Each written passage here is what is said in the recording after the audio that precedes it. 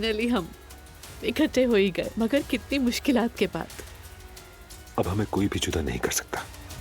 मेरा बच्चे के बारे में फैसला अब भी वही है। एलिफ तुम्हारा आखिरी फैसला है?